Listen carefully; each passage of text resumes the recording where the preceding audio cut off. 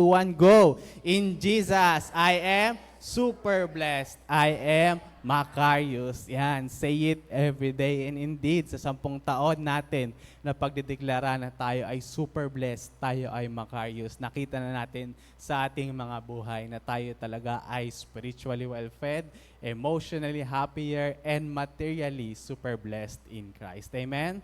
Amen. Yan.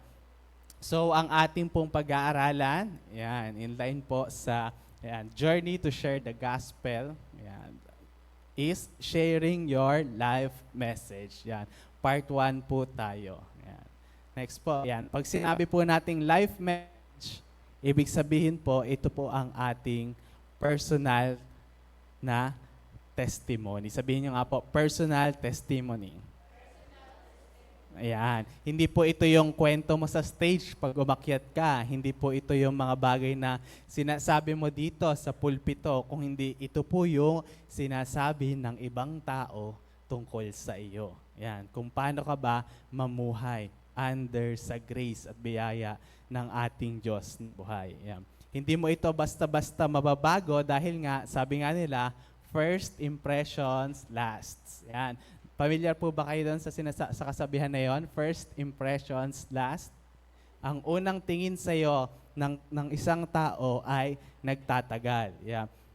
O sa umpisa, pangit ang pinakita mong ugali, tatamad-tamad ka o hindi ka mapagkakatiwalaan, ito po ay tumatatak sa isip ng mga tao. Ito yung tatatak na identity mo sa ibang tao. Hindi ito basta-basta nababago, liban na lamang kung baguhin mo ang sarili mo kung totoo man yung unang impression niya sa'yo. Baka kasi mamaya, nung nakasalubang ka niya at binati ka niya, hindi mo siya binati pabalik kasi malabo pala yung mata mo, nakalimutan mo yung salamin mo, hindi mo pala siya nakita. Yeah. Pero mababago lang ito kung babaguhin mo ang sarili mo o kung makikilala ka nila ng tunay. Malalaman nila na, malabo lang pala yung mata ni brother, malabo lang pala yung mata ni sister, di ako pinansin, hindi naman pala suplado sa personal. Yan.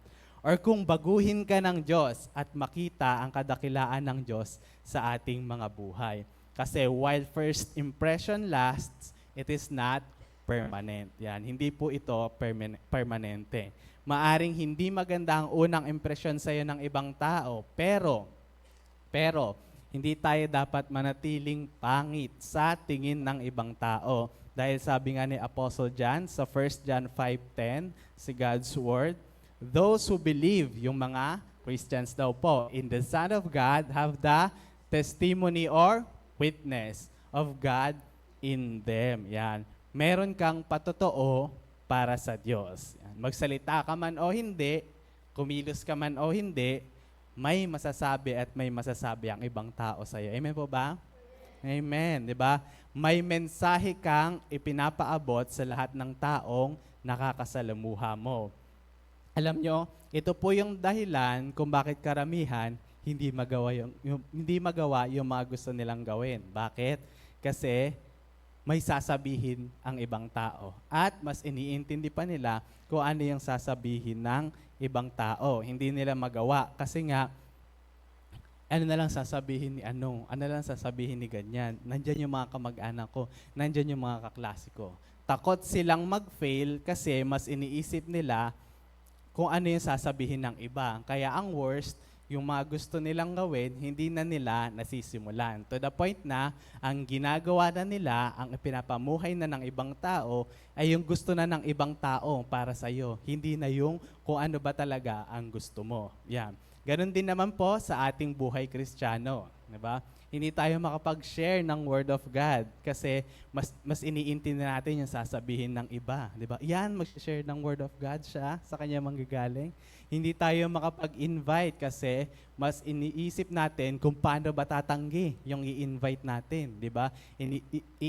Pupuntahan mo pa lang, iniisip mo na agad kung paano siya tatanggi, kung anong lakad ang idadahilan niya sa iyo, kung anong gawaing bahay ang idadahilan niya sa iyo. To the point na hindi na natin ito ginagawa. And hindi na rin tayo makagawa ng mga gawain ng Diyos kasi mas piniplease na natin ng tao kaysa sa Diyos. Mas iniisip na natin kung ano ba yung sasabihin ng tao kaysa sa sasabihin ng Diyos. Yan. Kapatid, ano man ang gawin mo, mag-share ka man ng salita ng Diyos o hindi, mag-invite ka man ng mga tao o hindi, mag-invite ka man sa church o hindi, may masasabi at may masasabi ang ibang tao ang ibang tao sa iyo. Amen. Yan. So wag mong masyadong isipin yung mga negatibong sasabihin ng iba, 'di ba? Kasi kahit na may mga negative na sinasabi, sigurado ako, meron din namang mga tao na positive yung sinasabi nila tungkol sa iyo. Amen? Amen. Kaya naman, wag masyadong intindihin ang sasabihin ng ibang tao. Mas intindihin natin ang sasabihin ng Diyos sa atin pag-uwi natin sa langit. Amen?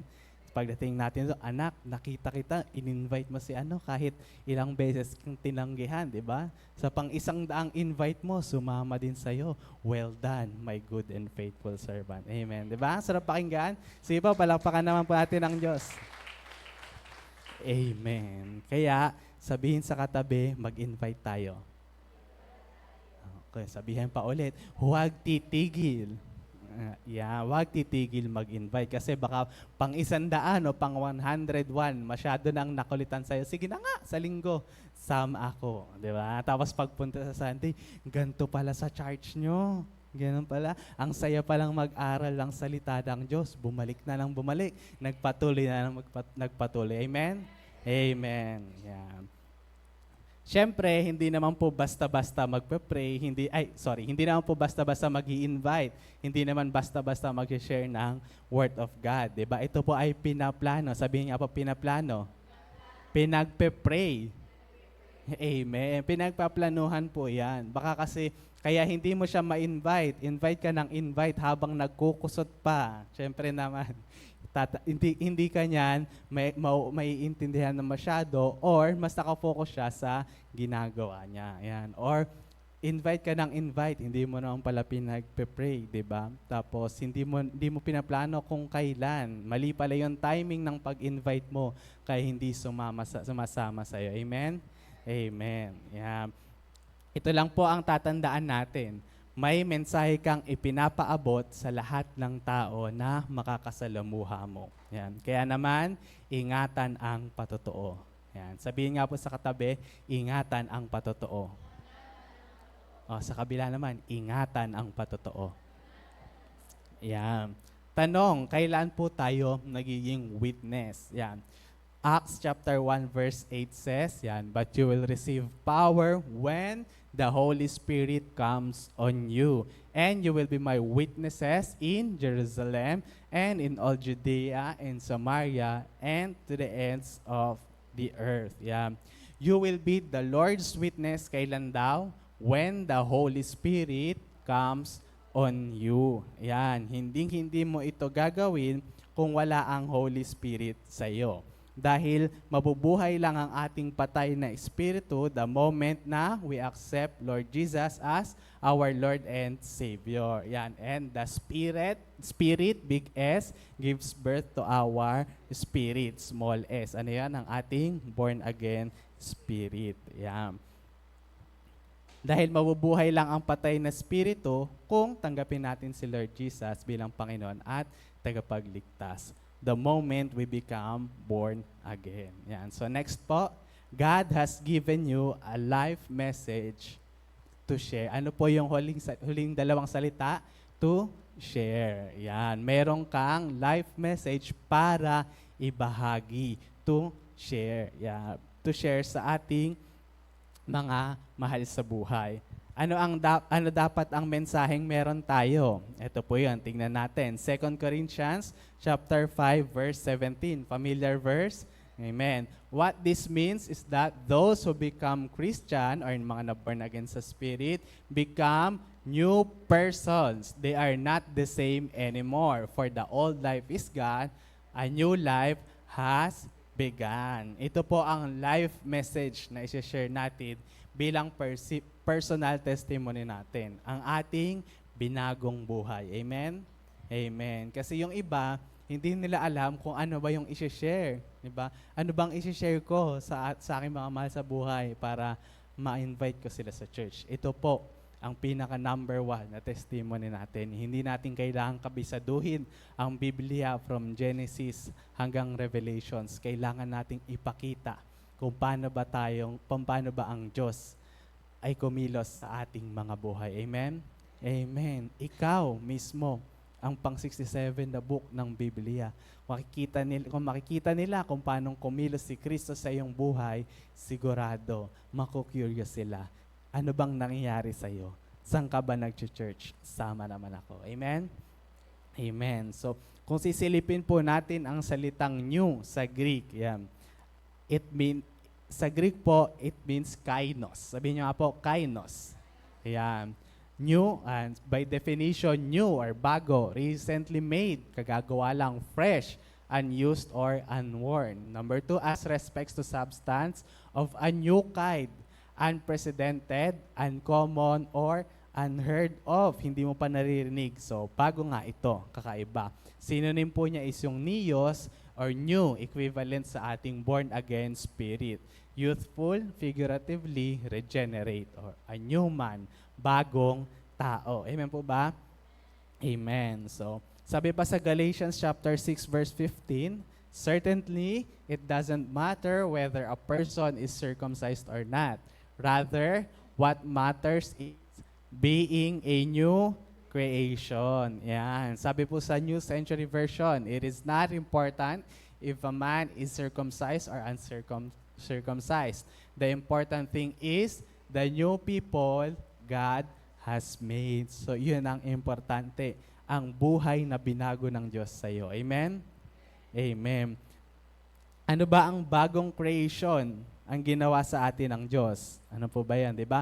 Alam po natin yan. And sa ating Bible school, pinag-aaralan din po natin yan, ang trichotomy of man. Ang tao po ay binibuo ng tatlong bahagi, ang spirit, soul, and body. Yan. So ano po ba ang binago na ng Diyos the moment we become born again? Ang ating spirit. Yan. Amen. Tama po yan. Palakpakan nga po yung mga sumagot ng spirit. Yan. Maraming salamat po sa inyong buhay kasi alam namin na yung itinuturo mula day one, natatandaan nyo pa. Yan. 10 taon na yung 10 taon nyo nang dala-dala. Yung aral na yan, yung natutunan na natin na yan, ang unang nababago sa atin ay ang ating spirit. Yan. So, because everything, sabi nga ni Pastor Gan, unang taon pa lang natin, naririnig na natin to, everything starts in your born-again spirit. Dito tayo nagsisimula, dito tayo sinisimulang baguhin ng ating Diyos bilang mga anak niya. It is an adoptive relationship. And of course, ang ating pagbabago ay hindi biglaan. Sabihin nga sa katabi, hindi biglaan. Yan. Meron ba ditong pagka-born again, kinabukasan sobrang bait na agad? Hindi na agad nagagalit. Diba? Kahit anong gawin mo. Diba? Kahit anong pagsubok ang dumaan, smile pa rin, super happy pa rin, di ba? Meron ba ditong pag-born again, instantly, nabago na agad yung buhay? Ang bait na, wala nang problema. Meron po ba? Wala po, di ba? Pero meron po ba dito, simula na born again, may nabago na sa kanyang buhay? Amen. Sige po, palakpakan po natin ang ating Diyos. Amen. Hindi po ito instant. Hindi po ito parang noodles na buhusan mo lang na mainit na tubig, pwede na. Yan. Unti-unti po ito. Sabihin sa katabi, unti-unti. Amen. Yan. So, yes, pag ikaw ay na born again, malaki ang hindi agad mababago sa'yo. Pero maliit man, may nababago sa'yo. Kaya tignan natin yung maliit na nababago sa atin. Amen? Amen. Kasi yung iba nakatingin sa ang dami pang kailangang baguhin diyan, 'di ba? Hindi nila napansin, 'di ba? Yung mga maliliit na pagbabago, 'di ba? Hindi na madaling mainis. Yan. Naka-smile na pag nakikita ka. Yan. Kapag nagka-problema, kay Lord na lumalapit. Amen. Yan. 'Yun yung mga maliit na pagbabago na hindi ka agad nakikita. And kapag nagpatuloy-tuloy ang pagbabago na 'yon, pag nagpatuloy-tuloy yung pagbabago na yon, lalaon, magtatagal, makikita din nila yon. Magiging identity mo rin ito. Mawawala na yung first impression nila na si brother, si sister, hindi pala pray. Mapapalitan na ito ng iyong life message na kapag nakita nila, ayan si brother, pag may problema, lumalapit yan sa kay Lord. Gagayahin ko yan. Amen? Amen. So ang makikita, hindi ikaw, kung hindi ang binagong buhay mo ng Diyos, ang kadakilaan ng Diyos sa iyong buhay. Amen? Amen. And that is our testimony. Hindi ikaw kung hindi ang ginawa ng Diyos sa iyong buhay. Amen? Amen. Yan. Hindi biglaan. Sabihin ulit sa katabi, hindi biglaan. Yan. Unti-unti. Yan. Kasi pag biglaan, baka, no, malamang, peki iyon. Amen? Amen. Yan. Hindi ito agad makikita ng mga tao, pero alam mo sa sarili mo at alam ng Diyos na unti-unti mayroon nang nababago. Amen? Amen. Sa mga bago, maaga na bang nagigising pag linggo? Diba? Dati pag linggo, ay linggo pala. Ngayon, pag Saturday, pag Sabado, linggo na bukas. Kailangan ko mag-prepare. Amen? Amen. Malaking pagbabago na po yun at tuwang-tuwa na ang Diyos sa buhay mo sa mga ganong kaliit na pagbabago sa iyo. Amen? Amen. Yeah. So, tingnan po natin ang order of salvation. Next po. Yan. Sa order of salvation, ang una po dyan ay regeneration. Ito po yung ating pagbabago sa pamamagitan ng ating pagiging born again. It is instant po. Ganon. The moment na tinanggap mo si Jesus bilang Panginoon at tagapagligtas, bago na ang iyong spirit. Yan. Diba? Doon tayo unang nababago sa ating spirit. Sunod po ay sanctification sa ating mga kilos, sa ating soul naman yon, sa mind, emotion, and will. At sunod is yung glorification. Unti-unti tayong nababago through papunta sa Christ likeness. At mapag-aaralan po natin yan sa ating mga susunod na aralin. Ay kung gusto niya pong mas mapag-aralan pa ng mas malalim, yan, mag-enroll po kayo sa ating Master Teacher Bible School. Amen? Amen. Yan. Every Sunday po, meron po dyan sa ating classroom. Pwede po kayong makisit in. Tingnan nyo lang kung magustuhan nyo yung pag-aaral. And tuition free po ito. Wala po tayong babayaran. Amen? Amen. Kaya mag-enroll na tayo. Sabihin sa katabi, enroll na tayo. Yan. Enroll tayo. Yan. Sige po, pwede po kayong makisit in every after service. Yan. Yan. Try lang naman. Kasi being a good student of the word, dapat naiintindihan natin ang order ng salvation, ang pagkasunod-sunod. Kasi kapag ka nagkabali-baliktad na mahihirapan tayo. Baka kasi kaya ayaw pumunta sa church kasi hindi pa daw ako mabait. Yan. Pagbabait na ako, tsaka pupunta sa church.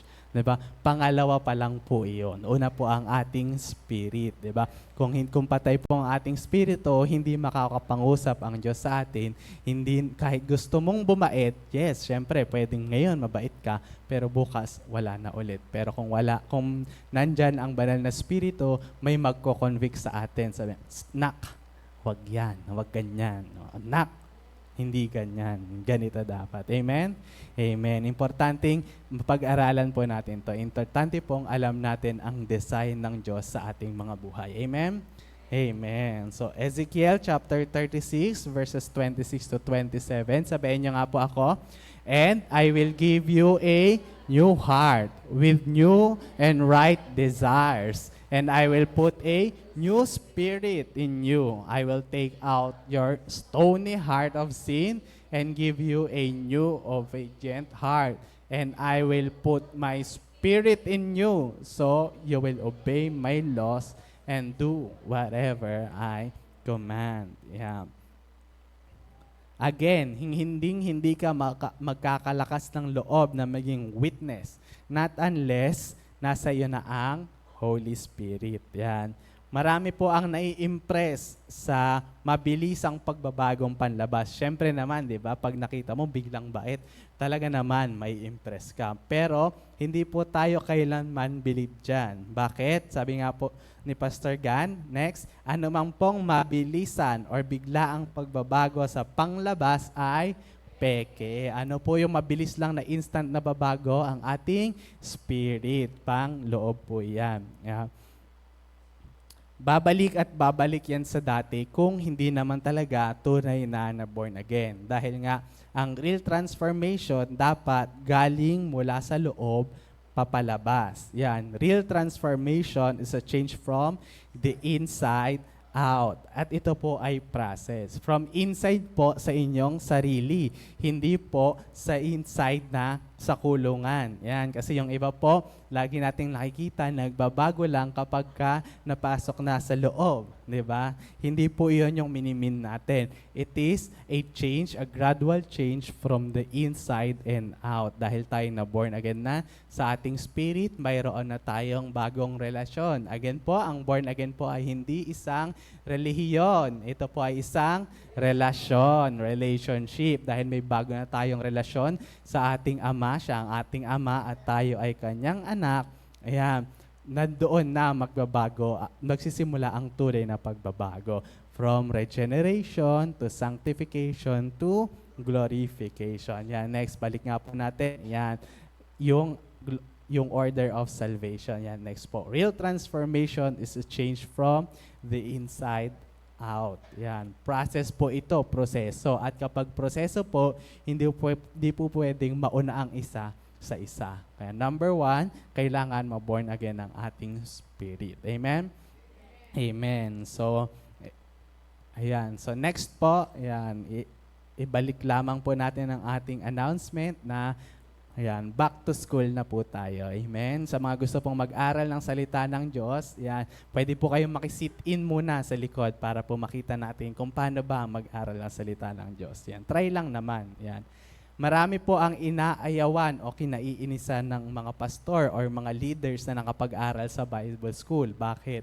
Kasi po yung iba, yung mayabang or mga hindi na nagpapasakop. Pero hindi naman po yun ang goal ng ating The Master Teacher Bible School. Yan.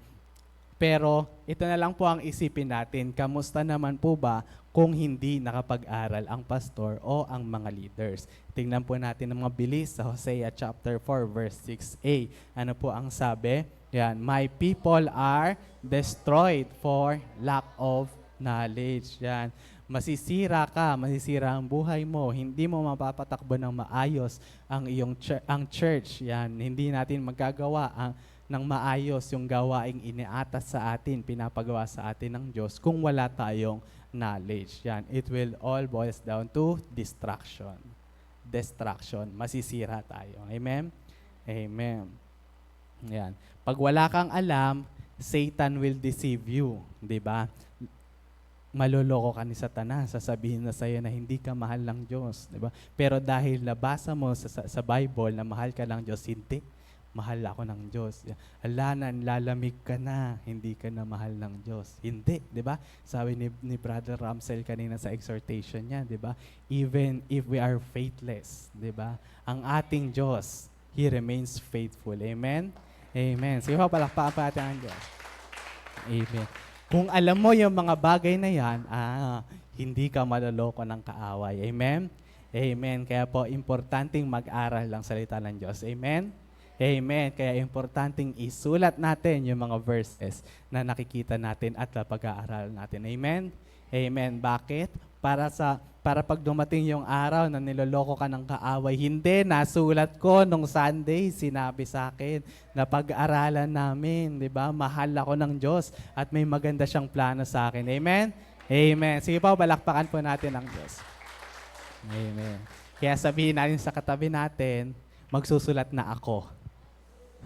Ayan, ikaw baka mamaya kasi pasabi ka ng pasabi sa katabi mo na magsusulat, ikaw pala hindi nagsusulat. Yan. Magsusulat na tayo. Amen? Amen. Yan, di ba? Kung yung mga magulang nga natin, laging sinasabi sa atin, anak, mag-aral ka mabuti para makatapos ka kasi ito lang ang maipapamana ko sa iyo. Di ba? How much more ang Diyos, di ba? Ayaw ka ba niyang mag-aral ng mabuti? Siyempre, gusto ng Diyos. Amen? Amen. 2 Timothy chapter 2 verse 15. Yeah. Study and be eager and do your utmost or yung best mo to present yourself to God, approved, tested by trial, a workman who has no cause to be ashamed, correctly analyzing and accurately dividing or rightly handling and skillfully teaching the word of truth. Yan po yung reverse ng ating Bible school. Kaya kung makikita nyo po, yung empty doon, yung Bible, tapos yung cross nasa gitna. Yan. Kasi nga, we rightly divide the word of God. Diba? Walang galing sa amin. Lahat galing sa Biblia. After all, kapag binasa mo ang Biblia na rin ang bahalang magpaliwanag sa iyo kung ano bang nais yan sabihin. Amen? Amen. Romans chapter 12 verse 2 says, "Do not copy the behavior and customs of this world, but let God transform you into a new person by changing the way you think. Then you will know what God wants you to do, and you will know how good and pleasing and perfect His will is." Yan. Huwag na tayong masyadong nating kopyahin yung mga gawa sa mundo, 'di ba? Kung ang mundo puro FB, puro IG, puro Twitter, wag na natin silang gayahin. Or pwede naman gayahin natin sila pero i-share natin ang salita ng Diyos. Amen. Amen. Ikaw ay binago na ng Diyos. Amen. The moment you become born again. Kaya baguhin na rin natin ang ating paraan ng pag-iisip. Hindi na makamundo sa halip, mga makalangit na ang ating mga iniisip. Amen? At kapag ginawa mo ito, makikita mo kung ano ba ang gustong ipagawa sa iyo ng Diyos at makikita mo ang kanyang pleasing and perfect will para sa kanyang mga anak. Amen? Amen. Yeah. 1 Thessalonians verse 1 to 8 sa the message, "Your lives are echoing the Master's word. The news of your faith in God is out. We don't even have to say anything anymore. You're the message." Sabi, you are the message. Ikaw ang mensahe. Di ba? Bakit? Hindi mo na daw kailangang magsalita. Your lives are echoing the Master's word. Di ba? Nakikita na mismo sa iyong buhay kung gaano ba katapat, kung gaano ba kadakila ang ating Diyos na buhay. Amen? Amen. It is our personal testimony. Ito ang mensahe ng Diyos sa ating mga buhay, sa ating mga binagong buhay. Amen? Amen. Yeah. Di ka pa nagsasalita, umaalingaw-ngaw na, di ba? Ang iyong buhay na binago na. Amen? Amen. Yeah. Kapag nakita ng mga tao ang mga binago nating buhay, hindi na kayo mahihirapang mag-imbita. Sila na mismo magkukusa na sasama sa iyo, di ba? Si sister, si brother, parang dati laging malungkutin. Ngayon lagi nang nakangiti. Ano bang sikreto mo? Nag-church kasi. Sige nga, sama ako, try ko, isang Sunday lang. Amen? Amen. So, yan. Again, hindi mo kailangang i-memorize ang Biblia mula Genesis hanggang Revelations. Kung ma-memorize mo, good for you. Maganda po yan. Pero kailangan mo lang ay ipakita sa mga taong paanong ikaw, na dating ikaw, ay binago na ng Diyos na buhay. Amen? Amen. That is your personal testimony. Yeah. Romans chapter 1 verse 8 says, "I thank God through Jesus for every one of you." That's first. Yan. People everywhere keep telling me about your lives of faith, and every time I hear them, I thank Him. O, diba? Ganito po yung nangyari sa mga taga-Roma. Sabi po ni Apostle Pablo, sobrang thank you Lord, thank you Jesus sa buhay nyo, sa bawat isa sa inyo. Bakit?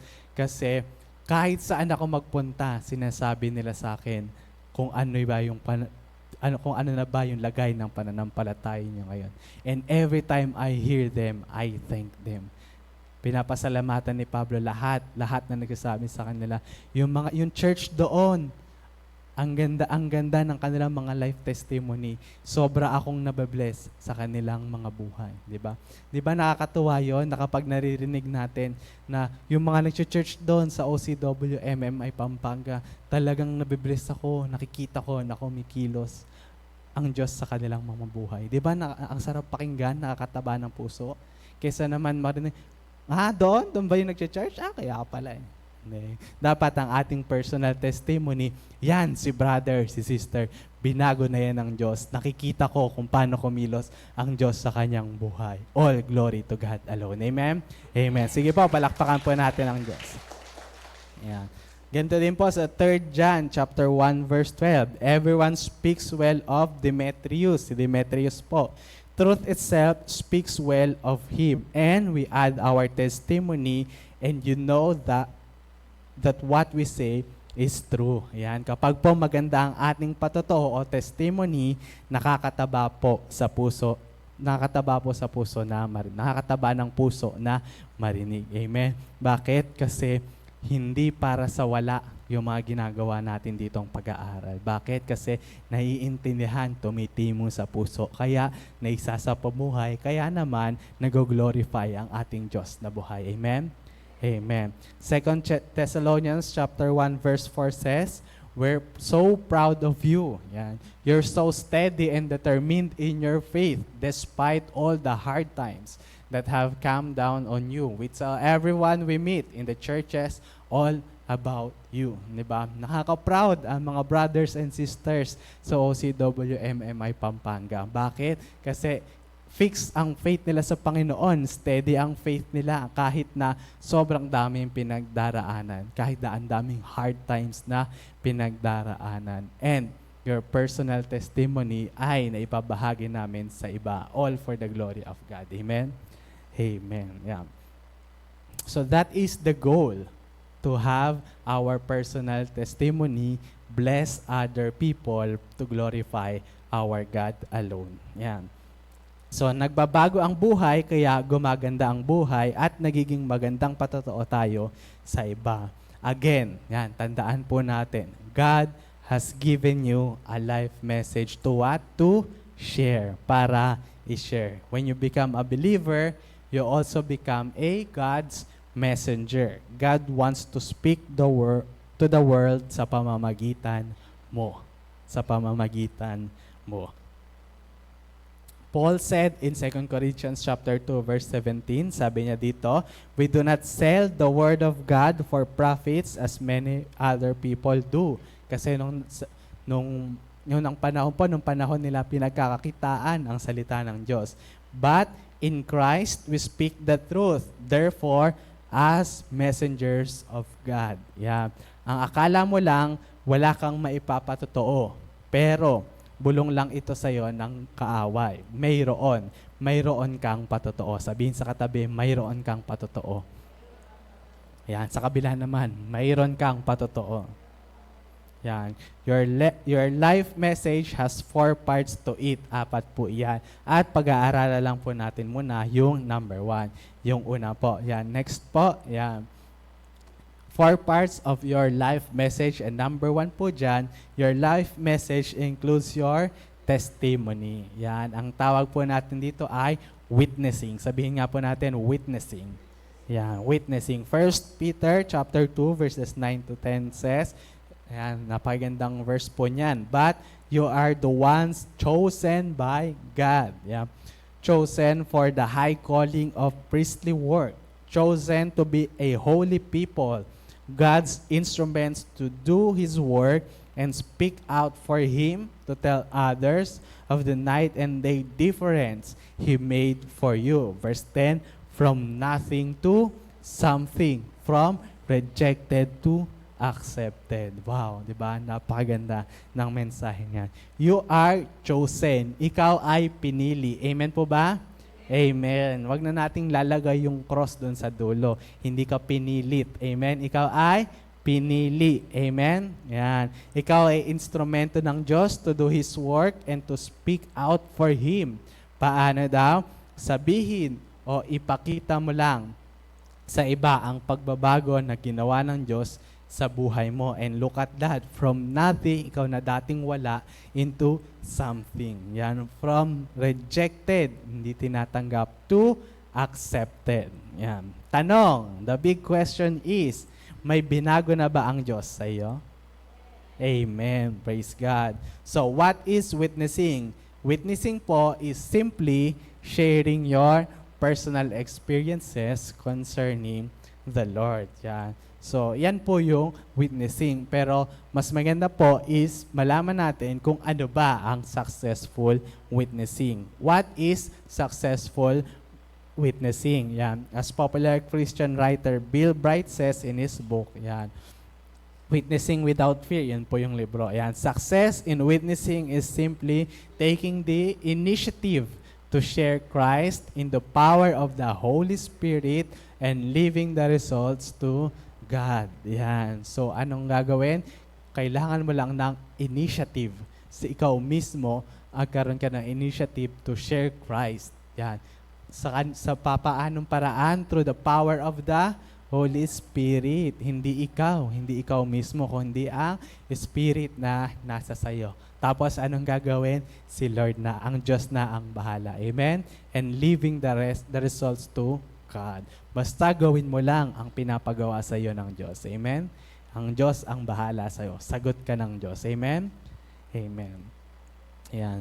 Sa isang korte po, ang isang witness, hindi po nakikipagtalo sa judge na tama siya. Hindi niya ipipilit ang sarili niya kung hindi siya, at hindi siya hatol sa akusado. Ano pong gagawin niya? Mag-witness lang. Ire-report niya lang yung mga nakita niya, magsasalita lang siya, sasagutin lamang niya ang mga tanong. Yan. Kaya ingatan po natin ang ating patotoo. Kasi sa korte, kung ikaw ay isang witness, sine-check din naman ang iyong credibility. Hindi naman porket sinabi mo, paniniwalaan na nila. I-check pa rin nila kung may bigat ba ang salitang binibitawan mo. Sine-check din nila kung nagtutugma ba yung sinasabi mo sa mga totoong nangyayari. Kaya ingatan natin ang ating patotoo. Jesus said in Acts chapter 1 verse 8, "But you will receive the power when the Holy Spirit comes on you, and you will be my witness in Jerusalem and in all Judea and Samaria and to the ends of the earth." Yan. Ano daw? You will be my witnesses. Yan. Witness daw tayo, hindi daw tayo isang judge o isang attorney. Witnesses, taga-kwento. Yan. Sabihin sa katabi, ikwento mo si Kristo. Yan. Ikwento natin si Kristo. Si Andrew po, yung kapatid ni Peter, ang Samaritan woman, nagkwento at maraming naniwala kay Kristo. Yan. Kaya maniniwala lang po ang tao dahil nakikita nila ang resulta ng magandang ginawa ng Diyos sa buhay natin. That is our personal testimony. That is our personal message sa ating mga mahal sa buhay, sa ibang tao. Kung paano ang buhay natin ay binago ng Diyos. Amen? Amen. Halimbawa, yan, kailangan makita ang resulta sa buhay mo. Kasi halimbawa, nagbebenta ka ng mga pampuputi, di ba? Tapos ikaw naman, ay ganito, ganyan. Maniniwala ba sila sa'yo? Di ba? So, halimbawa, nagbebenta ka ng pampapayat. Yan. Pero ikaw mismo ay ganon, hindi masyadong payat, hindi masyado. So, hindi kasi nagsisimula pa lang ako. Yan, sabay tayo sa journey. Yan.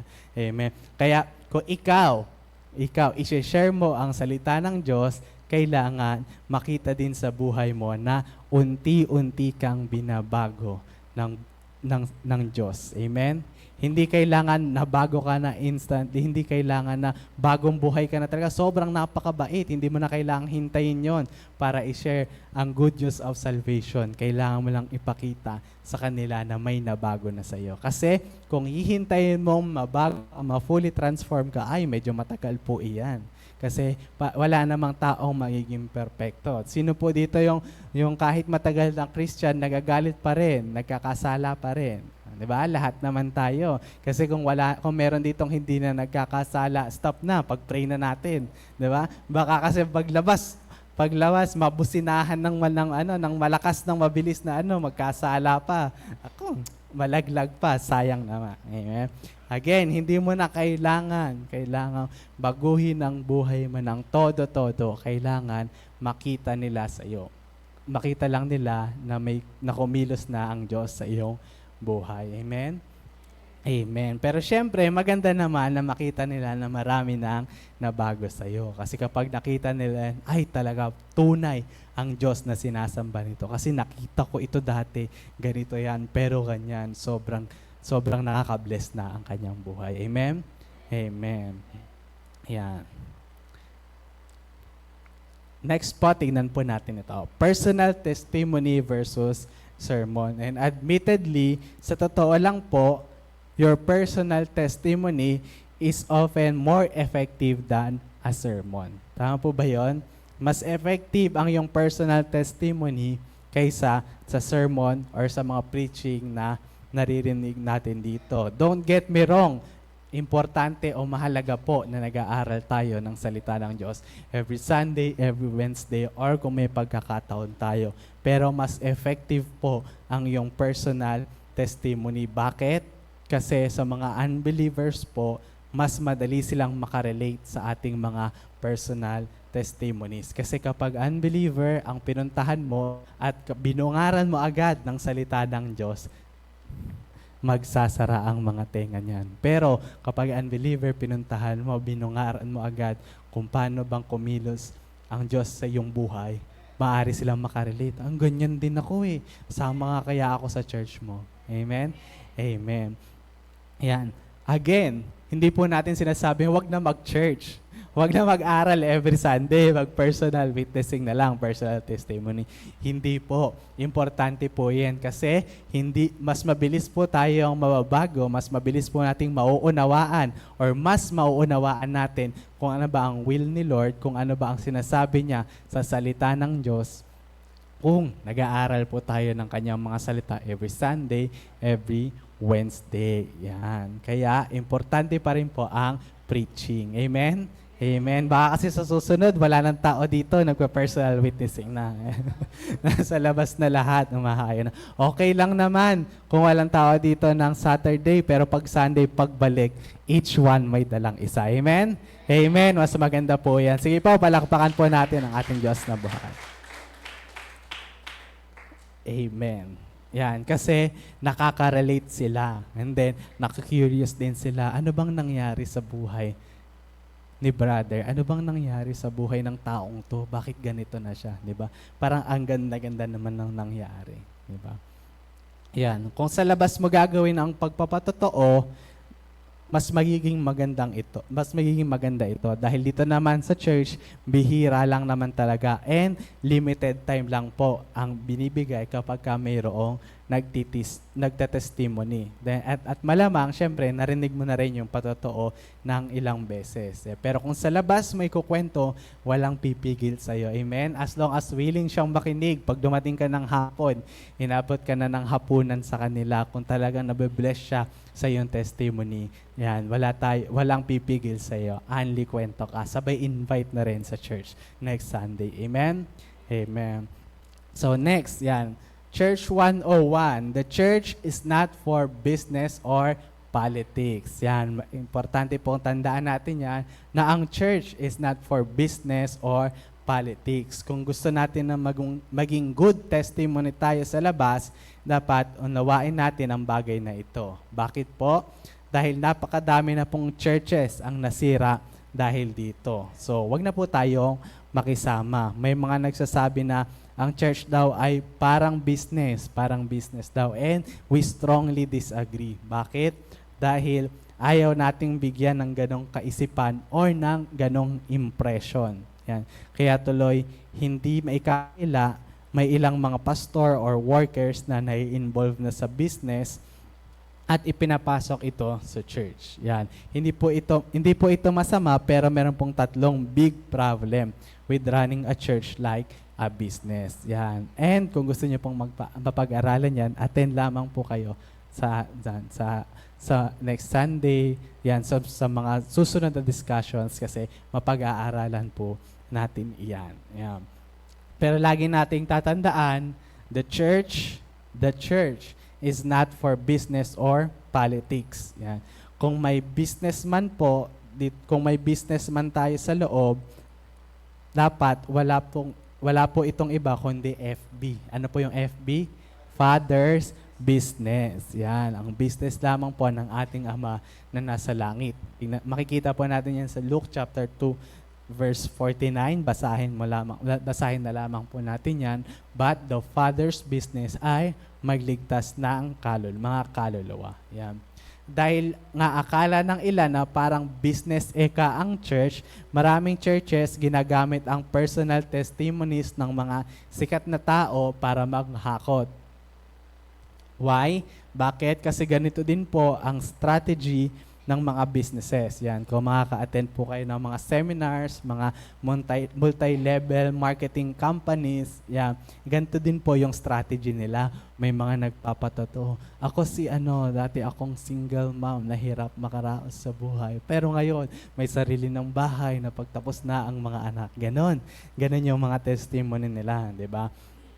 So, lumanda na ang buhay, mga pumuti na dahil sa kanilang mga beauty products, sumeksi na dahil sa kanilang mga supplements, di ba? Kumita ng malaki, gumanda ang buhay, mayroon ng kotse, bahay. Well, maganda naman po yan kung totoo. Sana lang ito ay totoo kasi naniniwala po at pinangahawakan po yan ng mga nakikinig sa iyo. Amen? Amen. Pero dito po sa church, ang aming nag-iisang patotoo ay mahal ako ng Diyos at may maganda siyang plano para sa akin. Amen? Amen. Kung naniniwala kayo dito, sige po, palakpakan po natin ang Diyos. Kung naniniwala kayo dito, yun lamang po ang business na pinopromote namin sa church na ito. Na tayo ay mahal ng Diyos at may maganda siyang plano sa atin. Amen. None other the Father's business. Kaya natin ito pinopromote para ma-share natin ang ating mga personal testimony. All for the glory of God. At the end of the day, babagsak pa rin tayo, uuwi pa rin tayo sa Father's business. Ang magligtas ng kaluluwa para sa ating Diyos na buhay. Amen? Amen. Yeah. Tandaan po natin, kapag nasa church ka, the question is, what business should be happening inside the church? Yeah. Your business or God's business? Yan. Dapat hindi na tayo malilito. Alam na agad natin pag pinapili tayo sa loob ng church. Your business or God's business? God's business. Walang duda. Di ba? Walang pag-aalinlangan. Sasagot tayo. God's business. The Father's business. Amen? Amen. Matthew chapter 6 verse 24 says, yan, very familiar verse. No one, wala ni isa man, can serve two masters. Either he will hate the one and love the other, or he will be devoted to the one and despise the other. You cannot serve both God and money. Isa lang ang ating paglilingkuran. And malinaw naman sa choices. God or money? God. After all, kapag inuna natin ang Diyos, susunod naman ang pagpapala. Amen? Amen. Yeah. Yan. Ang sasabihin ng iba, bakit daw si Apostol Pablo gumagawa ng tent, nagtinda daw siya ng tent? Well, tama naman po kayo, pero ang modelo niya ay si Lord Jesus. Hindi siya nagtitinda sa loob ng church. May nakikita po ba tent sa loob ng church? Yan, wala naman po. Yan, 'di ba? In more than 20 years, sa tagal-tagal po natin dito sa ministry, yan. Nakita na po natin ang mga galawan ng tao sa church. Kaya para sa mga kapwa ko manggagawa, yan, para maging maganda ang ating patuto sa ibang tao, gayahin po natin si Apostle Paul, si Apostol Pablo. Tingnan po natin, Acts chapter 20, verse 34 to 35. Yan. Lagi po nating naririnig yung verse 35, pero basahin po natin. You know that these hands of mine have worked to pay my own way, and I have even supplied the needs of those who were with me. Verse 35, and I have been a constant example of how you can help the poor by working hard. You should remember the words of the Lord Jesus. It is more blessed to give than to receive. Yan, naging ugali niya na mas mabuti ang nagbibigay kaysa tumanggap, 'di ba? Parang hindi siya maging pabigat at hindi mapulaan ang Lord o ang ministry. Di ba? You know that these hands of mine have worked to pay on my own. Hindi ako pabigat. Nagtatrabaho ako, nagbebenta ako ng tolda, ng tent para hindi ako maging pabigat sa church. Amen? Amen. And have even supplied the needs of those who were with me. Yung kita ko, binibigay ko pa sa mga taong kasama ko. Di ba? Yan, ganyan po ang modelo ni Pablo. 1 Corinthians chapter 4 verse 12 says, we work hard with our own hands for our food. When people curse us, we bless them. When they hurt us, we put up with it. Yan. Marami po ang naninira kay Apostol Pablo. 'Di ba? Kaya kung yung mga gulay nga, 'di ba? Yung mga pusit, yung mga isda, nagsasalita na sila sa Facebook na yung mga pasta, boss, di ba? Don't put oil in the water. Yung mga gano'n. Si Pablo din, nagsalita na siya. Nagsalita na rin si Pablo. So 1 Corinthians 9 verses 3 to 4, this is my defense. Ito ang defense niya. To those who sit in judgment on me. Don't we have the right to food and drink? Hindi ba kami pwedeng makikain man lang o makiinom? Di ba? Ang sundalo at mga farmers nagtatrabaho at umaasa ng ani. Pero siya at si Barnabas nagtatrabaho pa para lang suportahan ang sarili nila. Samantalang yung ibang tao nabibigyan nyo. 'Di ba? Grabe naman kayo sa akin, sabi ni Pablo. 'Di ba? Don't we have the right to food and drinks, 'di ba? Hindi ba kami pwedeng kumain din naman at uminom?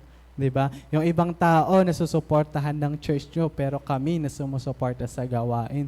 Bakit naman ganyan ang trato niyo sa amin? Amen? Amen. Hindi na napigilan ni Pablo na naglabas ng kanyang hinanaing. 1 Corinthians 9 verses 14 to 15, in the same way the Lord gave orders that those who preach the good news should be supported by those who benefit from it. Yan naman pala. So ito ang dapat, sabi ng Lord. Pero hindi na nga nasusunod eh. Tapos, imbis na tulungan si Pablo, ano nangyari? Pinagtulungan pa. Amen? Nakakalungkot naman para kay Apostol Pablo. Sa kabila ng kanyang pagsasakripisyo, yun pa yung ibinalik sa kanya ng ibang tao. Yeah. Yet, I have never used any of those rights. Yeah. And I am not writing this to suggest that I would like to start now. In fact, I would rather die than lose my distinction of preaching without charge. Yan. Sabi ni Pablo, hindi ako bayaran, hindi ako nagpapabayad. Yan.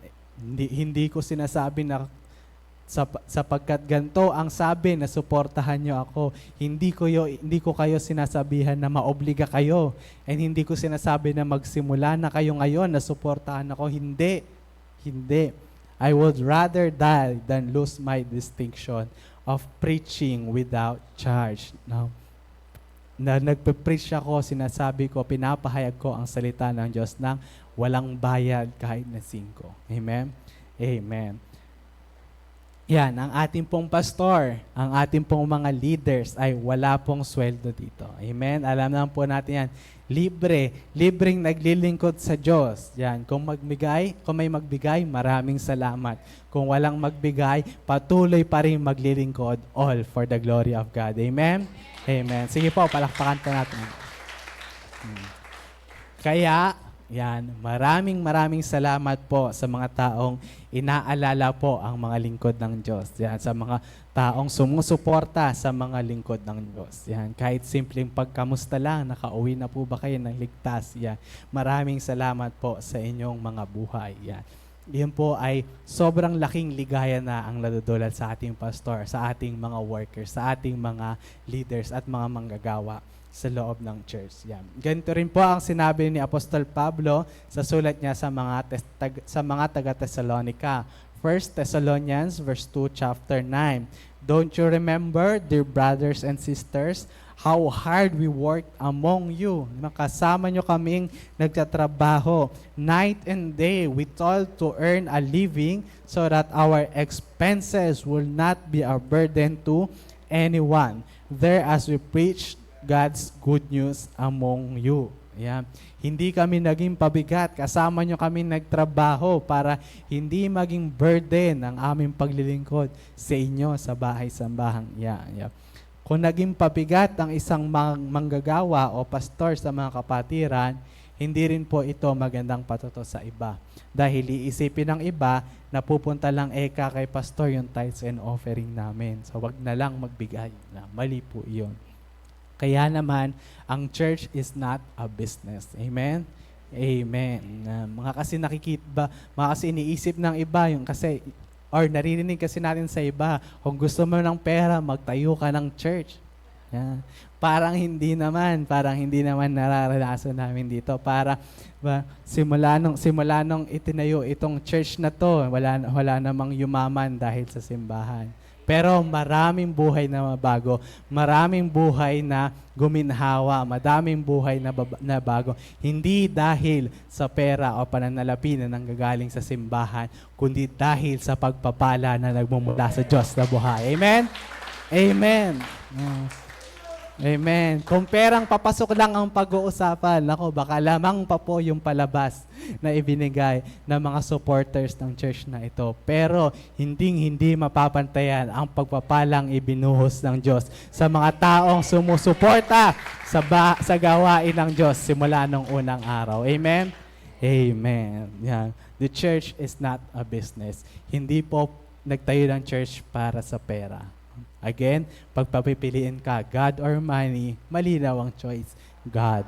Bakit? Kasi pag nandyan ang Diyos, susunod na ang lahat. Amen? Amen. Yan. Again, the church is not for business or politics. Yan. Kung ang church pala ay parang business, di ba? Kung may tinda si brother or si sister or si pastor or yung mga leaders, yan. Siyempre, mauubos yan sa loob. Bakit? Kasi may hiyang tumanggi kapag inalok. Yan. Doon na nag-i-import at doon na nag-uumpisa ang pagkabulag sa pera. Diba? Ang iba pupunta dito kasi maraming benta. Benta na ang hanap sa church, hindi na salita ng Diyos. Mali po yan. Amen? Yeah. Diyan na po nagsisimula yung pagkawasak o pagka hindi pagkakauna-unawan. Kasi, sige na, kunin mo na, next week mo na lang bayaran. And next week, walang pambayad, hindi na umattend. Naku, lagot tayo dyan. Amen. Kung ang church is for business, tiyak maraming a-attend. Pero, baka hindi na sila nagsisimba. Anong ginagawa nila? Nagtitinda. Yan, hindi na simba, tinda. Parehas naman 5 letter, di ba? Magkatunog naman eh. Di ba? Punta kang church, tinda tayo. Hindi tinda, simba tayo. Amen? Amen. Hindi po tinda ang ginagawa sa church. Ang ginagawa po ay simba. Amen? Ayan. So, yan. Sana nakafocus, God or money? Baka money na ang habol sa church. Hindi. Our church is FB ang business. Father's business. Yan. Diba? Magulat ka habang nagpo-praise and worship, nakataas yung kamay. Ganon. Diba? So may senyas pala, mare 1 kilo. Amen? So, hindi po ganoon. Again, yan. Kung may produkto po tayo sa bahay ng kapatiran po natin i-alok sa labas. Amen? Mas maganda po ito. Pero huwag kang magalit kapag hindi ka makasingil. Di ba? Kasi baka mamaya, sige na, bayaran mo na lang sa susunod. Ayan. O baka mamaya, pag alok mo, kinuha yung produkto mo, pero every Sunday, hindi mo na makita. Bakit? Wala na palang pambayad. Tamo, hindi patuloy naka-attend ng church. Amen? Yeah. Hindi dahil ayaw namin na magtinda kayo, kundi ayaw mismo ito ni Lord Jesus. Nasaan po yan? Matthew chapter 21, verses 12 to 13. Jesus went into the temple. Sa loob po mismo ito ng temple. Di ba? And drove out all those who were buying and selling there. Diba? Hindi na nagsimba, nagtinda na pala. He overturned the tables of the money changers and the stools of those who sold pigeons. Yan, bebenta na sila ng ibon. Diba? Baka may magbenta nito ng sisiw na kulay green, kulay dilaw, kulay pink. Diba? And said to them, it is written in the scriptures that God said, my temple will be called a house of prayer, but you are making it a hideout of thieves. Amen. Ang bahay-sambahan po ay house of prayer. Yan. Hindi po ito tindahan. Amen? Amen. Nilinaw. Yan. Pag naging business ang church, magagalit po si Lord sa mga leaders ng simbahan. Amen?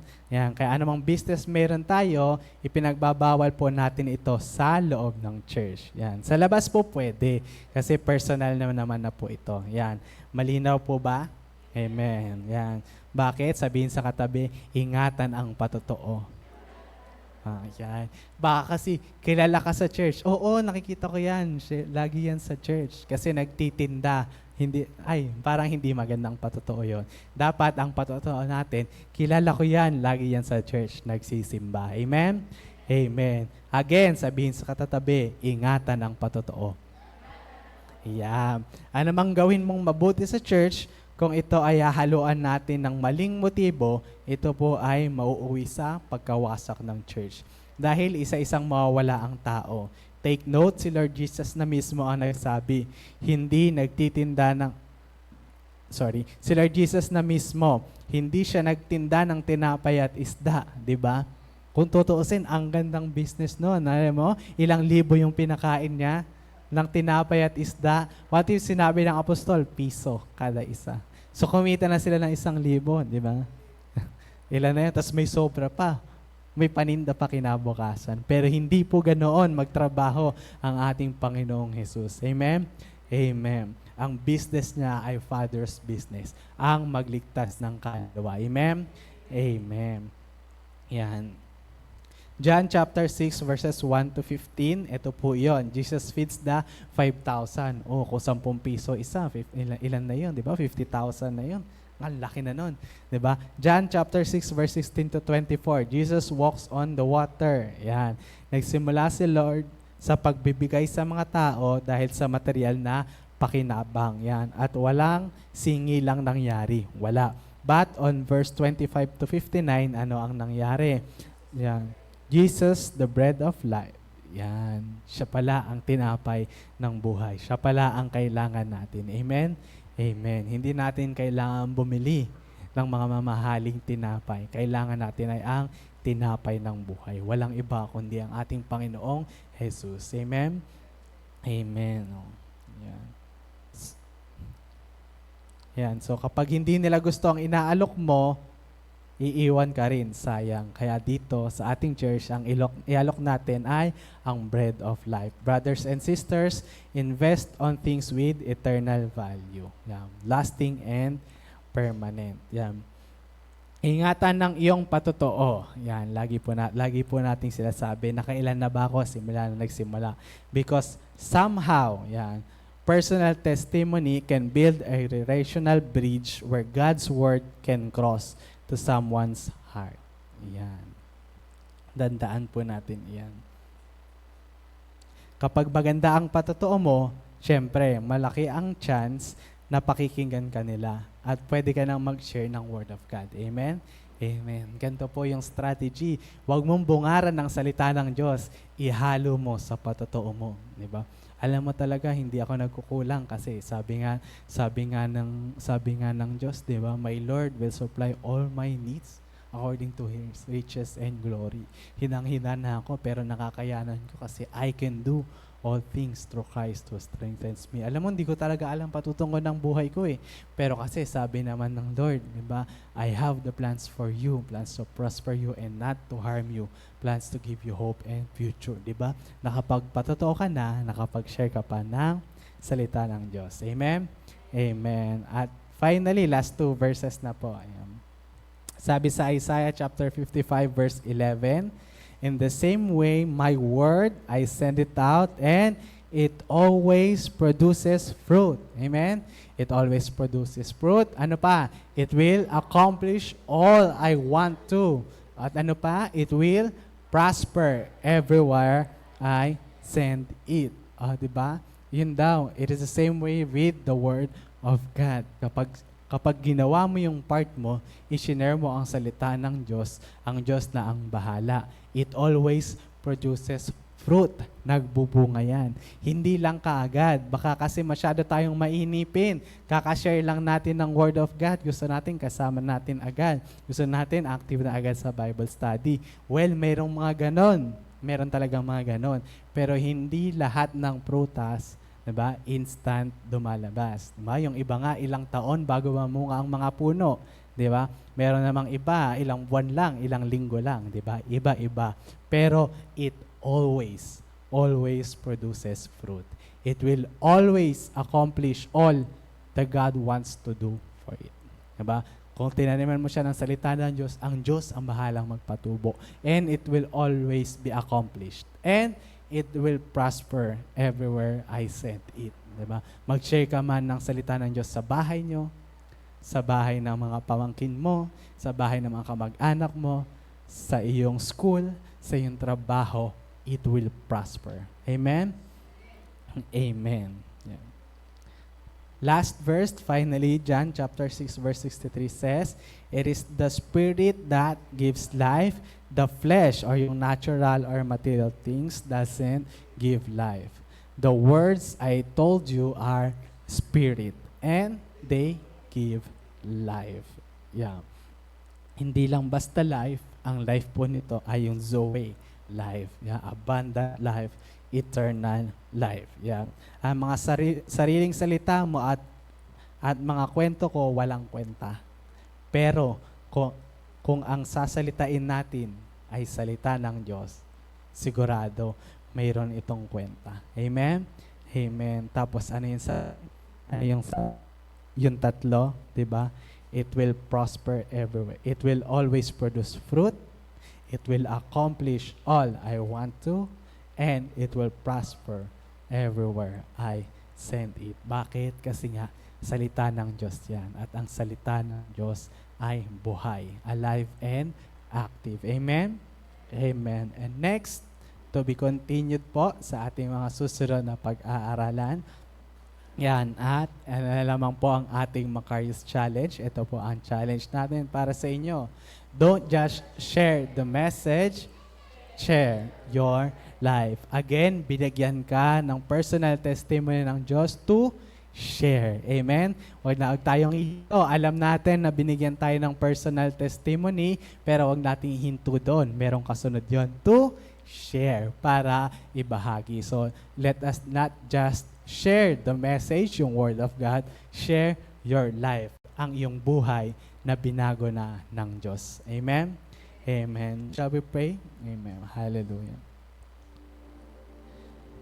Hallelujah. Panginoon, maraming salamat po, Panginoon, sa aming mga napag-aralan, Panginoon. Maraming salamat po, Panginoon, sa iyong mga salita na aming natutunan sa araw na ito, Panginoon. Dalangin namin, Panginoon, na tumimo ito sa pinakamatabang bahagi ng aming mga puso, Panginoon. Lord God, maraming salamat po sa iyong mga paalala sa amin, Panginoon.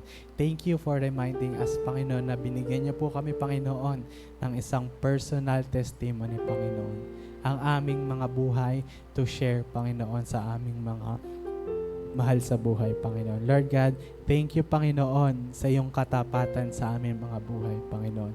Kahit na dumadating yung mga panahon na kami nanghihina, kami nanlalamig ang aming pananampalataya. Lord God, nandiyan ka palagi. You are faithful sa iyong mga pangako. Hindi mo kami iniwan, hindi mo kami pinabayaan, hindi mo kami pinagkulang kailangan ng Panginoon. Lord God, maraming salamat po, Panginoon, dahil mayroon nang nabago sa aming mga buhay, Panginoon. Mayroong malaki, mayroong maliit, Panginoon. Pero maraming salamat dahil mayroon nang nabago, Panginoon. Dalangin namin, Panginoon, na ang liwanag mo, Panginoon, ay makita sa aming mga buhay, Panginoon. Nang sa ganon, ay ma-share namin, maging witness kami ng kadakilaan mo kung paano ka kumilos sa iyong anak, kung paano ang iyong anak iyong minamahal, kung paano ang iyong anak ay iyong pinagpala, kung paano ang iyong anak ay binigyan mo ng buhay na kasiyasiya, Panginoon. Lord God, ang mga kilos mo, lahat ng ginawa mo ang makita nila, hindi kami kung hindi ikaw sa aming buhay, Panginoon. Lord God, as we continue to live our lives, Panginoon, patuloy pong punuin niyo kami ng ng testimony, Panginoon, na nagmumula sa iyo, Panginoon. Ano man pong pinagdaraanan namin, Panginoon, alam po namin na sasamahan niyo po kami at mapagtatagumpayan namin ito, Panginoon. And our trials will be our great testimony one day, Panginoon. Lord God, maraming salamat po, Panginoon, sa iyong paalala, Panginoon, na ito po ay simbahan at hindi tindahan, Panginoon. Wala kaming ibang ipopromote, Panginoon, sa bahay-sambahang ito kung hindi ang Father's business, ang magligtas ng kaluluwa para sa iyong kapurihan, Panginoon. Lord God, we pray, Panginoon, na itong mga personal testimony namin, Panginoon, ay madala namin hindi lamang dito, Panginoon, sa loob ng simbahan, kundi madala namin ito at makita ng ibang tao ang buhay na binago mo na sa aming sambahayan, ng aming mga kapitbahay, sa aming mga schools, ng aming mga kaklase, sa aming mga trabaho, ng aming mga katrabaho. Nang sa ganun, Panginoon, makita nila, Panginoon, na dakila ka, tunay at buhay kang Diyos na kumikilos sa buhay ng iyong mga anak. Maraming salamat po, Panginoon. Sa iyo po namin binabalik ang pinakamataas na papuri, pasasalamat at pagsamba. In Jesus' name we pray. Amen and amen. Again, ano po ulit ang ating Macarius Challenge? Don't just share the message, share your life. Isa pa po yung malakas. Don't just share the message, share your life. Amen. Ingatan ang patotoo at ibahagi ito sa ating mga mahal sa buhay. Amen. Hindi ikaw, kung hindi ang buhay mo na binago ng Diyos. To God be the glory.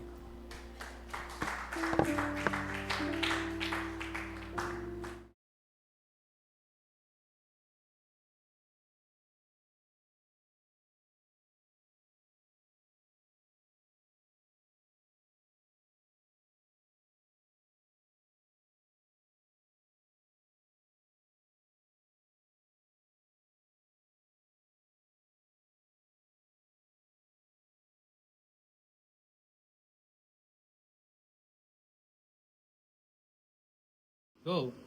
Good day, brothers and sisters! May natutunan po ba tayo sa ating lesson? If yes, ilagay sa comment section. At kung nagustuhan mo ang video na ito, you can find more of this on our YouTube channel, The Master Teacher BS. You can like, share, and subscribe. See you in our next video. Stay Macarius! Bye!